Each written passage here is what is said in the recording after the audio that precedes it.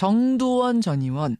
월간 정두원으로 만납니다. 어서 오십시오. 네, 안녕하세요. 월간 정두원. 마음에 드세요, 이 코너 제목? 뭐 그럴듯하네요. 영광이라는 생각은 하시죠? 아유, 그럼요. 김현정 씨 제가 존경합니다. 아유, 고맙습니다. 정두원 전 의원과 함께 이렇게 한 달에 한 번씩 월간으로 한 달 동안 벌어질 일을 우리가 예측해보는 이런 순서입니다. 월간 정두원. 그나저나 정두원 전 의원이 다시 나오면 이거 하나 질문해달라고 청취자들이 굉장히 많이 보내준 문자가 하나 있습니다. 지난번에 저희 그 스페셜 뉴스 게임 나오셨을 때 예. 내가 야동까지 까봐야 되느냐 이 얘기를 하셔가지고 예. 이 질문 엄청 받으셨죠? 그렇습니다. 야동이 진짜 있는 거냐 없는 거냐. 박 대통령의 과거를 얘기하다 보면은 뭐 이거 야동까지 까야 알겠습니까? 이런 얘기 하신 거잖아요. 그러니까 이를테면 최태민의 의붓아들인 조순재 씨가 이제 무슨 녹취록을 남겼잖아요. 예. 그건 자기가 스스로 남긴 겁니다. 예. 그 내용에 이제 여러 가지 얘기가 있는데 그게 재산 문제도 있고 뭐 등등 여러 가지가 있는데 그 대부분 얘기가 이제 사실 좀 19금에 해당되는 얘기가 많아요. 그래서 이제 제가 이제 그런 표현을 한 거죠. 아니, 저는 사실은 그때 들으면서 이게 굉장히 비유적인 표현이다 생각하고 넘어간 거였거든요. 그러니까 뭐 그렇게 심한 얘기까지 나와야지 뭐 저 죄를 알겠습니까? 이런 표현으로 들었는데 그게 아니라 실제로 19금에 해당하는 내용들이 있었다고요? 그 탄원서 안에? 대부분이. 대부분이요? 예. 그래서 그렇게 그러니까 그거를 사실 이렇게 까기가 굉장히 어려워요. 지금 녹취록이 있단 말씀이시잖아요. 이제 탄원서도 있고. 시중에 다 돌아다니던데요, 뭐. 아니 19금이라는 게 뭔지 아시잖아요, 정 의원님. 예. 19금이라는 게. 지금 여기 방송입니다. 예. 그래서 이것도 19금 해당되잖아요. 19금에 해당되는 내용이 대부분이었다고요? 그렇습니다. 그러니까 더 이상 얘기가 힘들죠. 그렇군요. 그래서 검증을 그때 해보셨어요? 아니면 검증 자체가 불가능한 수준이었어요? 그거 자체가 검증이죠. 왜냐하면 조순재 씨가 누굽니까? 같이 일했던 사람이잖아요. 최태민의 양아들. 예. 그리고 그 박근혜 씨하고 같이 일했고. 대통령하고 같이 일했던 사람인데 예. 그 자체가 검증이지 뭐가 아니 그러니까 탄원서가 그렇게 왔고 녹취록이 있는데 언론들은 한 줄도 안 썼어요. 2007년에. 근데 한나라당 검증위는 그 녹취록도 확보하고 탄원서도 확보했어요. 그다음에 후반 작업을 뭐 하셨을 거 아닙니까? 후반 작업을 할 필요도 없었죠. 이제 이겼으니까. 이미 이명박 후보가 예. 이긴 상황이었기 때문에 예. 더 이상 그래도 그때 검증 좀 해보시지 그러셨어요. 더. 그거를 이미 지나간 일이고 이겼는데 진 후보를 무슨 탄압하는 꼴이 돼버리잖아요. 그러니까 인정할 것도 아니고 저쪽에서. 예. 그리고 내용이 또 너무나 아이들이 보기에 좋지 않은 내용이기 때문에 그거를 그냥 따로 끝나고 얘기 드릴게요. 예. 아니 이거는 알겠습니다. 되게 취미가 이상하신 것 같아요. 제가 이걸 파야 되는 게 제 직업이니까 지금 굉장히들 궁금해하실 텐데. 그 정도 표현했으면 이제 됐으니까 자세한 건 나중에 말씀드릴 테니까 알겠습니다. 그 정도로 하죠. 알겠습니다. 예. 근데 그러면은 정 의원님 2012년에 다시 박근혜 후보가 됐을 때 그때 분들이 그때 검증이 분들 그때 물론 검증이 아니셨지만 그거 가지고 다시 검증을 했었어야 되는 거 아니에요? 그러니까 이제 그 검증은 야당에서 했어야 되는데 그때 야당에서는 뭘 했는지 모르겠어요.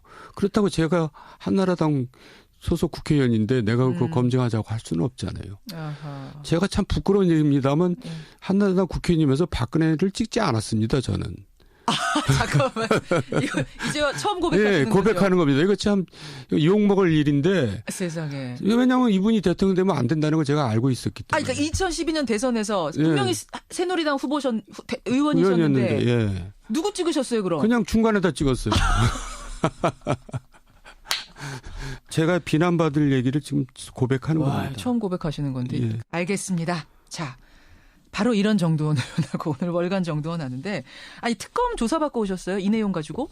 저는 조사받은 게 아니고요. 조사받은 거 아니에요? 예, 윤석열 그 팀장하고는 개인적으로 굉장히 가깝습니다. 근데 특검팀에 예, 격려 차원에서 이제 저녁을 먹은 거죠. 그것도 여러 명이서 먹었습니다. 지금 방송에서 못한 그 19금 얘기를 특검팀에다 하셨어요? 예, 맞습니다. 그리고 재산에 관한 부분. 사실 이 부분도 굉장히 중요한 부분인데 지난번 저희 출연하셨을 때 잠깐 얘기하셨어요. 그 최 씨 일가의 그 재산 부분을 잘 들여다봐야 될 거다. 근데 오늘 아침에 한국일보를 보니까 최순실 씨 일가가 외국에 숨겨놓은 재산이 한 10조 가량 될 거다. 어마어마해요. 10조 원 가량이 될 거다 이런 보도가 나왔는데 이게 사실이라면 이게 도대체 종잣돈은 어디서 온 겁니까? 그래서 이제 조순재 씨가 무슨 얘기를 하냐면 예. 박정희 대통령 사후 바로 뭉칫돈이 최태민 일가로 흘러들어갔다 이렇게 녹취를 남깁니다. 그러니까 지금 이게 사실 지금까지 나온 얘기는 전두환 전 대통령이 이제 박근혜 영예에게 준 6억 원, 당시 돈 6억 원이 종잣돈이었을 거다라고까지는 나왔는데 그 정도가 아니라 그건 집무실에 있었던 돈이고 예. 우리가 재산을 집무실에 둡니까? 아니죠. 그리고 그 당시에는 금융실명제도 아니고 재산 등록할 때도 아닌데 그렇죠. 그러니까 재산이 하여간 있을 거 아니에요. 예. 그 돈이 액수가 얼마 정도 되냐 했더니 지금 시가로 계산하면 2천억, 3천억대 됩니다. 이렇게 대답을 했다는 거예요. 진술을 했다는 거예요. 박정희 대통령이 가지고 있던 돈 2천억, 3천억 그 정도의 뭉칫돈이 사후에 네. 최태민 씨에게 흘러갔다. 차명관리죠.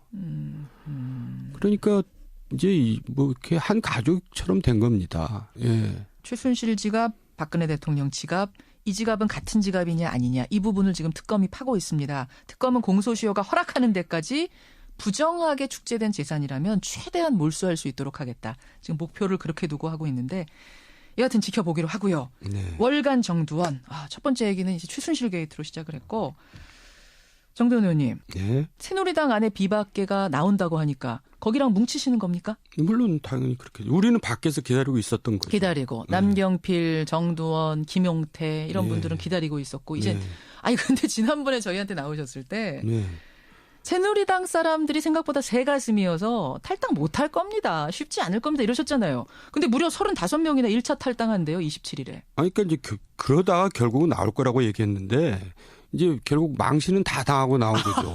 망신 다 당하고 나온 거라고 이제 보세요? 그 망신 앞에다가 X 망신까지 다 당하고 나온 건데 결국 원내대표 경선을 왜 합니까?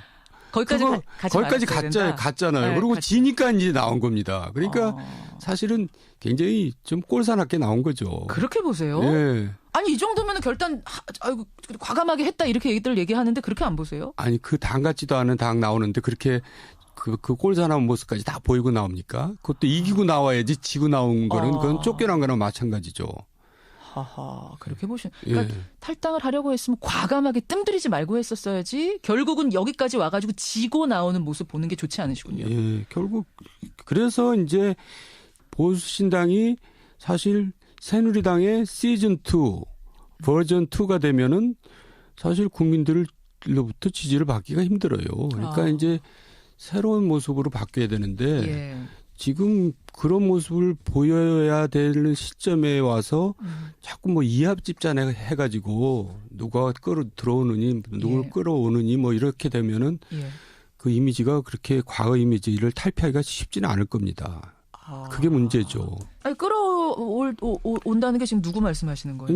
이제 조금 후에 얘기가 나오겠지만 이제 반기문 씨가 되지 않겠어요? 반기문 총장하고 지금 보수신당 쪽 이제 비주류 쪽하고 물밑으로 얘기는 있다라고 어제 황영철 의원이 저한테 얘기하셨어요. 근데 사실상 보수신당 입장에서는 반기문 총장이 오는 게 천군만마 얻은 듯이 큰 힘 아닙니까? 오긴 와야 되는 거잖아요. 보수신당 입장에서. 와긴 와야 되고 또 반기문 씨 입장에서도 선택하기에는 이 당을 선택하기가 제일 쉽겠죠. 지금으로서 있는 그러니까 당 중에는 우리가 이제 꼭 억지로 이렇게 구분을 한다면은 중도 우파, 중도 좌파로 이렇게 억지로 나눈다면은 이거는 이제 그림상 나누는 거 말씀하시는 보수 신당이 이제 중도 우파가 될 테고 국민의당이 중도 좌파가 되잖아요.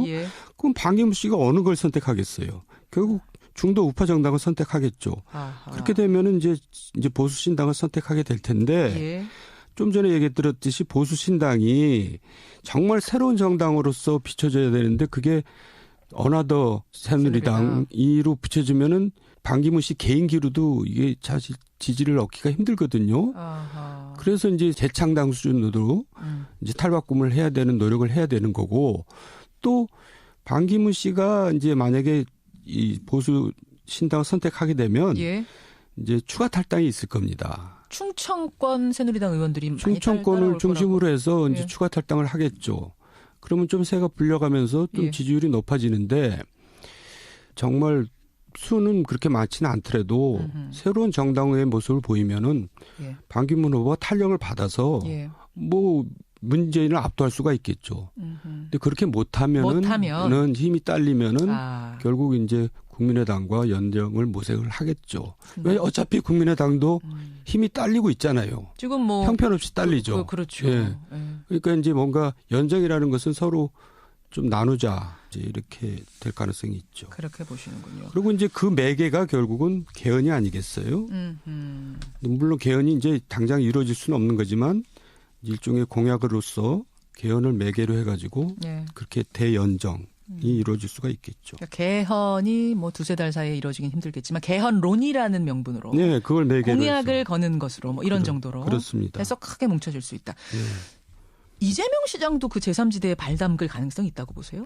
그건 저는 그렇게 안 봐요. 그렇게 그분은 안 아마 계속 남아있을 거고요. 또 지금 아니면 그 다음을 내다볼 수도 있으니까. 서두를 필요가 없다. 네. 나이도 젊은데. 네. 아하. 김종인 지금 뭐 김종인 전 대표 민주당 네. 아직 민주당 전 대표십니다만 네.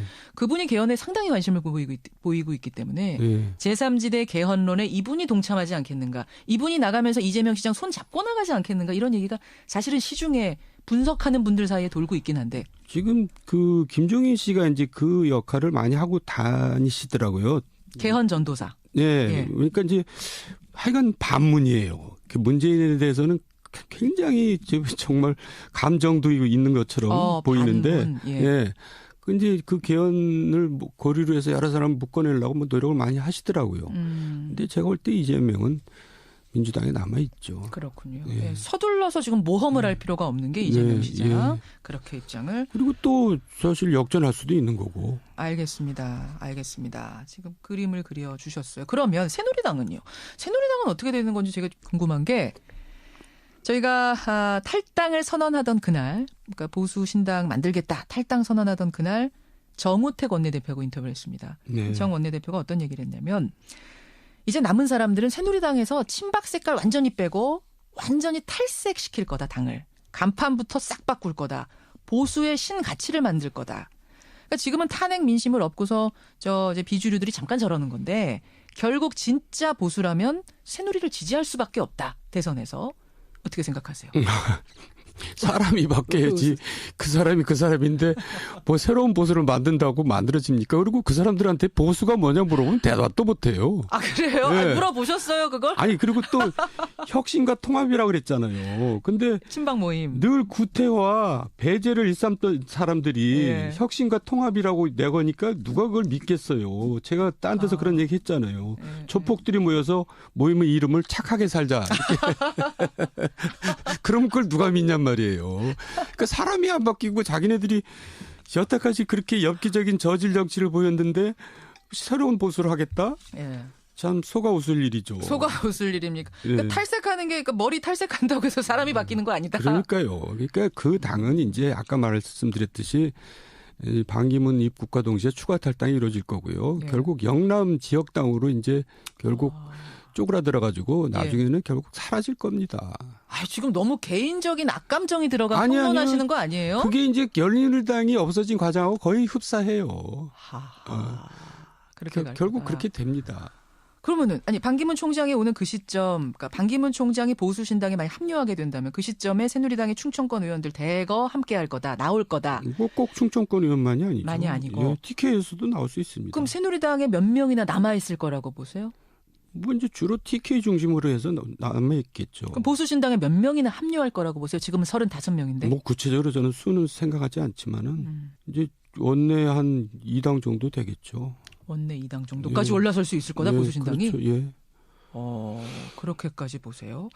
아니, 근데 보수신당으로 반기문 총장이 오는 게 맞긴 맞습니까? 반기문 총장이 자신의 독자적인 뭐 세력을 만들 수는 없어요, 와서? 그런 시간도 없고 사실 그런 경험도 없습니다. 정치 경험이 없기 때문에. 예, 그런 세력도 없고요. 아하. 박지원 대표가 최근 이런 얘기했습니다. 반기문 총장이 먼저 우리한테 손을 내밀었는데 연락을 해왔는데 우리가 거절했다. 그 부분 어떻게 되는 걸까요? 반기문 총장이 그 얘기 들으면 또 펄쩍 뛰시겠죠. 저 사람 없는 말 한다고. 근데 뭐 그럴 가능성은 없다고 보세요. 아니 좀 표현을 좀 자기한테 유리하게 표현을 한 거겠죠. 아, 접촉은 한 걸. 예, 우리가 전화 통화는 했을 텐데. 서로 얘기를 해놓고는 자기한테 유리하게 얘기하잖아요. 이거는 일단 제가 반 총장하고는 통화가 안 되니까 박지원 의원하고 방송 후에 통화해서 확인 좀 해보겠습니다. 국민의당 안철수 대표랑 손학규 전 대표가 민주당을 지금은 이제 탈당했습니다. 손학규 전 민주당 대표가 손잡을 수 있다. 뭐 안철수 대표가 손을 내밀었다. 어떻게 보세요?